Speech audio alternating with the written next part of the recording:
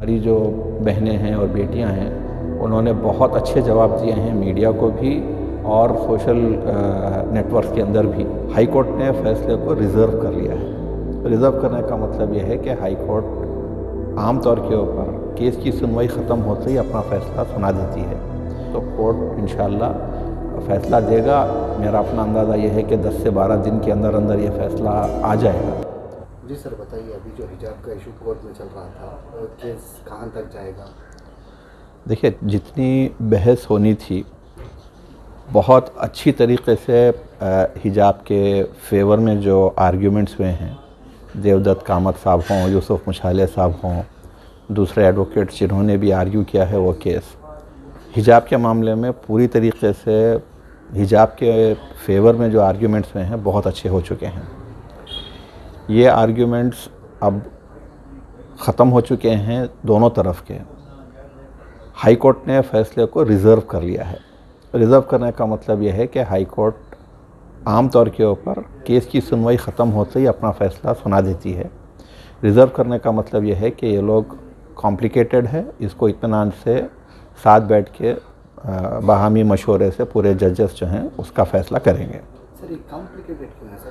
Complicated मतलब इस्लाम का जो तरीक़ा होता है जी, उस तरीके को एडवोकेट्स ने सही तरीके से समझा है?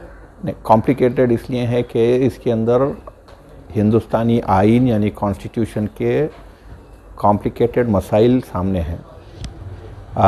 हमारा आर्ग्यूमेंट हिजाब के फेवर में ये था कि ये हिंदुस्तान के आइन के आर्टिकल 25 के तहत मुसलमानों के दीन का अहम हिस्सा है और इसके ख़िलाफ़ अगर कोई कानून बनता है या कोई सर्कुलर जारी होता है तो वो गैर आइन है और मुसलमानों के फेवर में आइन है और ये बोलता है कि इस्लाम के ऊपर फॉलो करना, उसके हर ऑर्डर को शरीयत के मुताबिक फ़ॉलो करना हर मुसलमान का हक़ है।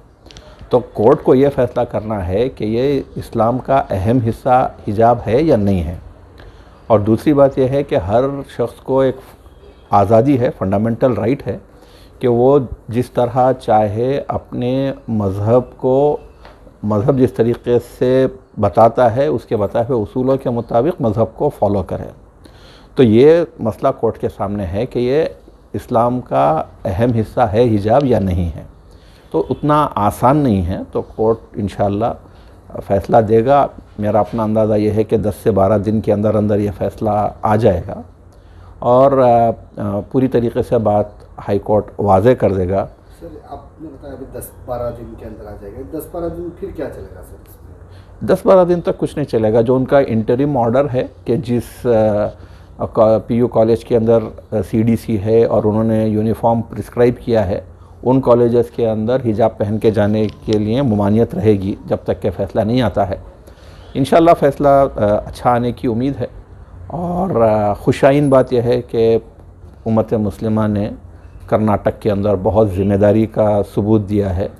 कोई सी भी चीज़ के अंदर इसको कम्युनल नहीं किया है और हमारी जो बहनें हैं और बेटियां हैं उन्होंने बहुत अच्छे जवाब दिए हैं मीडिया को भी और सोशल नेटवर्क्स के अंदर भी। इसको किसी तरीके से कम्युनल नहीं किया बल्कि कानून के दायरे में बात की और अपनी आज़ादी के बारे में बात की, जो बहुत खुशाइन बात है। अब जो भी फ़ैसला आएगा, चाहे वो हमारे फेवर में आए या हमारे ख़िलाफ़ आए, इसके ख़िलाफ़ सुप्रीम कोर्ट को या तो हमको जाना पड़ेगा या अगर वो इस हिजाब के ख़िलाफ़ जो हैं वो लोग सुप्रीम कोर्ट को जाएंगे और सुप्रीम कोर्ट का फ़ैसला आखिरी होगा। और मुझे पूरी उम्मीद है कि इंशाअल्लाह सुप्रीम कोर्ट के जो फ़ैसला आएगा वो आखिर में इंशाअल्लाह हमारे मौक़िफ़ में होगा, हिजाब के फेवर में होगा। सर, इस सारे इशू में जो एडवोकेट्स थे, कौन कौन एडवोकेट्स थे सर? उन्होंने क्या क्या आर्ग्यूमेंट की? सबसे अच्छे आर्ग्यूमेंट्स मेरे ख़्याल से देवदत्त कामत साहब के रहे। प्रोफेसर रवि वर्मा कुमार ने भी बहुत अच्छा आर्ग्यूमेंट किया। शुरू में हेगड़े साहब ने भी बहुत अच्छी आर्ग्यूमेंट्स किए थे। मेरे ख़्याल से जितना यूसुफ मुशाले साहब ने काफ़ी एकेडमिक तौर के ऊपर अच्छे आर्ग्यूमेंट्स किए हैं।